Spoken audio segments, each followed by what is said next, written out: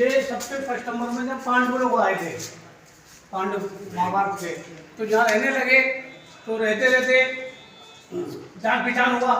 तो जो विजय स्तंभ के पास में साइड में लोहे का जो स्टैम्प लगा हुआ ना, वहाँ एक निर्मयनाथ संत रहते थे। जान पहचान हुआ कि भाई तुम कौन हो, कि हम कौन तो भीम है, तो देंगे तो सब है गया। तो जैसे गौतम ऋषि के जहाँ चंद्रमा ने मुर्गा बन के आवाज लगाई थी ना, इस प्रकार से उनके दिल के अंदर में कपट आ गया निर्मयनाथ संत के भीम शब्द को जीत जाएगा और हमारे हाथ से पाक पत्थर चला जाएगा।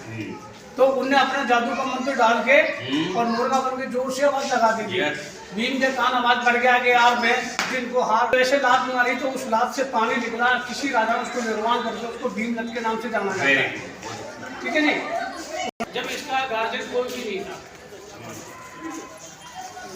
तुम्हारे कोई नहीं था, तो चित्रांगन मौर्य और इसके ऊपर है पद्मावती में 3 किलोमीटर एक ही टुकड़ा है, रानी पद्मावती। तो ये जगह मौर्य ने 5वीं शताब्दी में अपना राज्य स्थापित किया था यहाँ पे, 5वीं शताब्दी में। तो इसके लेके फर्स्ट राजा चित्रांगन मौर्य रहे थे। तो चित्रांगन मौर्य का 5वीं शताब्दी से लेके 8वीं शताब्दी तक 300 वर्ष उनका राज चला। तो लास्ट के राजा थे मान मौर्य।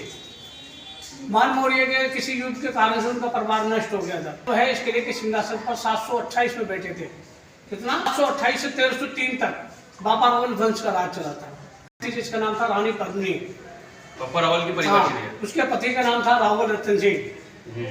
1299 में दिल्ली के सिंहासन पर अलाउद्दीन खिलजी बैठे थे। सुंदर खूबसूरत है, जिसके कुछ भी अर्थ पर छोटा दिखता है, पानी पीती है तो वो खाती है वो दिखता है।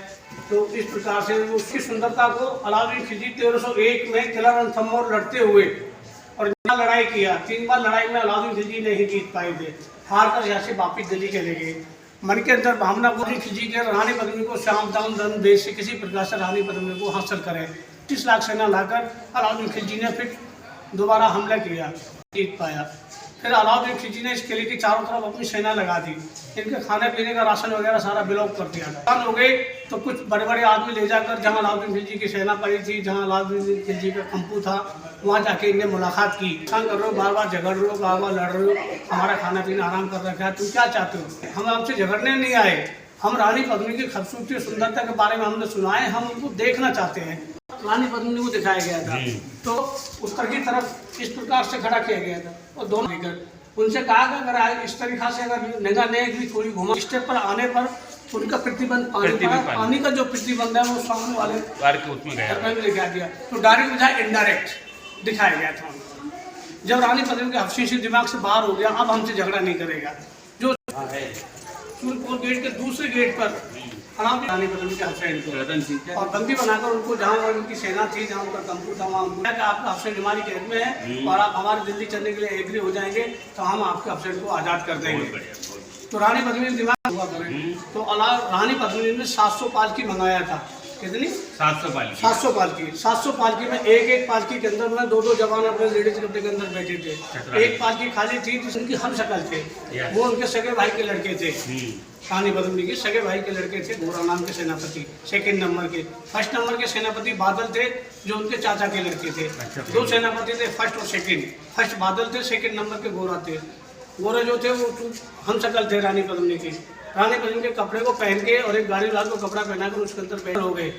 4 उठा के चलेंगे पालकी को, 500-5600 पालकी उठाने वाले हो गए। आग्रह किया कि हम आप चलती बार अपने हफ्सी से हम एक बार मिलना चाहते हैं। तो अलाउद्दीन खिलजी को यह महसूस नहीं हुआ कि ये लेडीज है या जेंट्स है, या आप जाकर मिल सकते हो। मिलने के रूप में उनकी हथकड़ी बेड़ी काट दी। राणा रतन सिंह को, रावल रतन सिंह को आज़ाद कर युद्ध हुआ। युद्ध होने के बाद में रानी पद्मिनी के हफ्सी को ऊपर लेकर आ गए थे।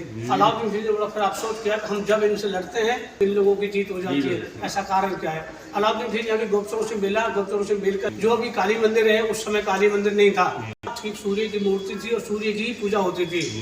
इस ठीक सामने कुंड बताया ना, बिल्कुल बताया। उस सूर्य कुंड पे लड़ाई करने से पहले 1 घंटे हवन प्रचार पूरा होने पर उस कुंड से मैं सवारी से घोड़ा निकलता था। निकलने के बाद में जल से मैं सवारी से घोड़ा निकलता था।